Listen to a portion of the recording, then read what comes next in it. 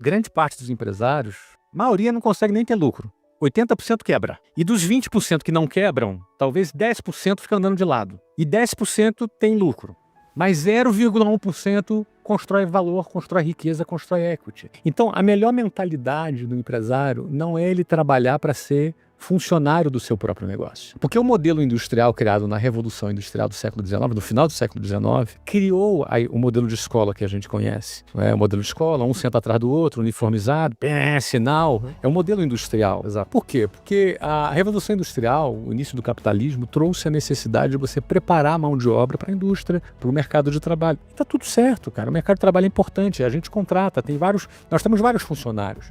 É importante. O mercado de trabalho, ele é importante. Mas se o empresário decidiu, por livre e espontânea vontade, não fazer parte desse mercado de trabalho, ele precisa ter uma outra mentalidade. O problema não é você ter uma carreira numa empresa. O problema é você decidir ser empresário, mas manter o pensamento, o padrão de pensamento de uma carreira do mercado de trabalho. Porque senão ninguém pensa no estratégico, né? Você tem que sair do mercado de trabalho e você tem que pensar de outra forma. Então, qual é o pensamento comum do mercado de trabalho? Eu vou trabalhar, vou ganhar um salário e isso aí vai pagar, eu vou me sustentar, pago minha despesa, pago meus boletos, tá tudo certo. Então, não tem nenhum problema esse modelo. Agora, se o cara decidiu ser empresário, ele precisa jogar um jogo diferente desse. Porque se é para ser empregado do seu próprio negócio, eu dou um conselho para a pessoa: seja empregado de alguém, é melhor. Porque você vai trabalhar numa outra empresa. Vai ter o salário, não vai ter o risco. Você vai ter o salário, você não vai ter risco, você vai ter 13º, você vai ter fundo de garantia, você não vai ter o risco. Agora, o cara resolver ser empregado dele próprio, você entendeu?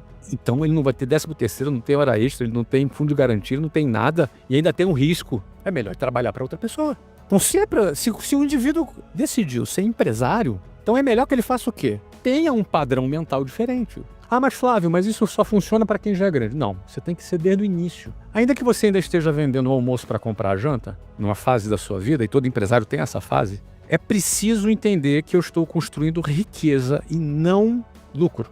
Vou explicar um pouquinho mais. Vamos imaginar aqui que esse meu celular fosse uma impressora. E essa impressora imprime 1 milhão por ano. E é uma impressora... só uma suposição. Tá bom. Nós estamos aqui eu falando... sou ótimo de imaginação.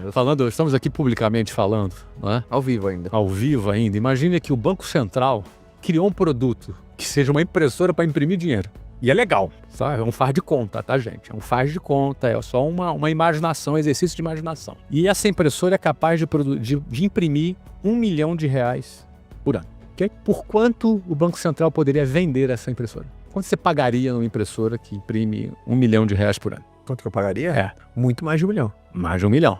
Muito Quanto? mais. Vamos imaginar aqui, cara. Você pagaria quanto? 1 milhão por ano. Você pode comprar umas 10, se você quiser. Que eu pagaria? Quanto você pagaria nessa impressora aqui que imprime R$1 milhão por ano? Eu olhar o histórico para trás dela, se ela tá imprimindo já há um bom tempo. Tá imprimindo 1 milhão por ano. Há vários anos. Há vários anos. E ela tem uma previsão de não deteriorar pelos próximos 50 anos. Então, no mínimo 5, 6 milhões você vai disposto a pagar. Você estaria disposto a pagar 5, 6 anos? Sim. 5, 6 anos. 5, 6 vezes. Sim. No mínimo. Mas o Banco Central por não. Posso vender por 10 milhões, 10 vezes. Eu poderia também. negociar. Talvez pagasse também? Pagaria também. E aí talvez você pagasse, tentasse criar uma forma dela imprimir 1.200 de repente, melhorando o formato. Ou quem sabe você botaria painel solar para não consumir energia. De repente você tentar criar alguma coisa dela de ser mais eficiente. Sim. E você melhorar o teu ROI. Exato. Então, o que eu quero dizer aqui é o seguinte. Uma empresa que gera lucro é como uma impressora que imprime dinheiro. A maior riqueza não está no lucro. A maior riqueza está no valor da impressora. Uhum. O nome disso se chama equity. Tem várias formas técnicas de você calcular o valor de um negócio. Já a mais conhecida se chama Discounted Cash Flow, DCF, fluxo de caixa descontado, que você projeta para frente e traz para valor presente descontado, com taxa de risco, taxa de juros, custo de capital, etc. e tal, não é? Aí você tem um valor. Uhum. Geralmente vai variar entre 7, 8, talvez até 10 vezes, dependendo do momento do mercado. Depende de várias mercado para a pandemia 20. Depende de muitas coisas. Não é? Mas o ponto é o seguinte: a maior riqueza está na construção do valor da sua impressora. A maior riqueza não está na gorjeta. O lucro é gorjeta. E gorjeta é bom. Eu gosto de lucro, gosto de dividendo, quando pinga ali na minha continha. Geralmente você manda no meu Pix, ó, Feliz Natal. Sim. Não é? Eu adoro receber Feliz Natal. Não é? Mas o maior valor é a construção. O maior valor está na construção dessa riqueza. Então, um empresário... Aí alguém pensa, mas isso é para empresário grande. Não. Nós acabamos de abrir um negócio agora, esse ano, e a gente está construindo o equity desde o primeiro dia. Já falamos com o banco, já falamos com o fundo, desde o primeiro dia. Não é por ser grande ou pequeno, é por ter ou não ter esse conhecimento, entendeu? Só foi capaz pela expertise em modelagem de negócios, senão... Expertise em modelagem de negócio. Mas para começar a falar em modelos de negócio, eu preciso desintoxicar a cabeça do empresário Da gorjeta. da gorjeta. Porque ele acha que ele trabalha pela gorjeta. Ele acha que ele trabalha pelo lucro. Sabe por que eu digo isso? Porque eu trabalhava pela gorjeta. Eu só fui entender esse troço 13 anos depois, Caio. Foi naquela passagem do teu livro quando o Wizard te ofereceu Exato. 200 milhões? Exatamente. Foi ali que eu comecei a pensar nisso. Porque eu lembro quando ele fez a proposta de 200 milhões, eu falo isso no meu livro, eu recebi uma proposta de 200 milhões, eu tinha 36 anos, a gente tinha 13 anos de mercado, em 2008. E quando ele botou uma proposta de 200 milhões, eu estava ali conversando com ele, olhando pro número que ele escreveu, assim, 200 milhões. Qual que era o EBITDA na época? Era 25. Ele me tinha uma proposta decente, de 8 vezes, mais ou menos.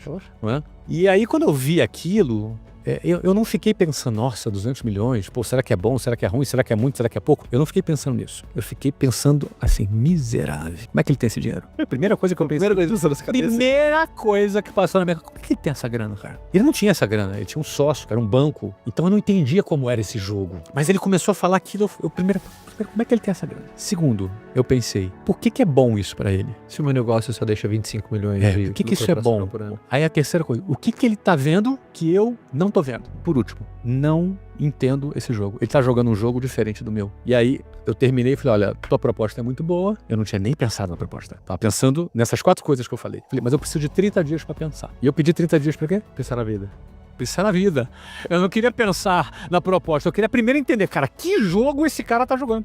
E aí eu fui procurei algumas pessoas, é um método que eu gosto, eu vou conversar com pessoas que entendem, E aí eu selecionei 5 pessoas para conversar, 2 sabiam muito e eu consegui entender o jogo. Cara, ele joga outro jogo. Um jogo que eu não sabia nem que existia. Naquele momento foi como se tivesse tirado umas vendas dos meus olhos, porque eu enxerguei o que eu não sabia que existia. E aí eu achei muito interessante esse jogo, o jogo do equity, e aí eu voltei lá no almoço 30 dias depois e agradeci, olha, nós não vamos vender. Não vamos vender, é uma decisão que já está tomada, obrigado, e acabou, fim de papo, 2008. Eu fui vender em 2012, eu voltei a conversar com ele, com o Carlos, e um outro candidato a comprador que era a Abril Educação, na ocasião. E a gente acabou fechando com a Abril Educação, mas a gente voltou a conversar 4 anos depois. Só que o patamar era outro, não era 200 milhões, eram 960 milhões de reais. Mais de um bi, Guilherme Meng falou. É mais de um bi, porque mais o caixa, é verdade. 960 foi a transação, mais o caixa que a gente retirou. Muito modesto, sempre, nunca... Não, foi exatamente. Nunca aumentou. Não, eu diminuo, eu prefiro diminuir. Deu mais de um bi 100, se você considerar o caixa. É que assim, é verdade, é dinheiro que eu te É dinheiro que eu te dinheiro no caixa vem de 1 para 1, né?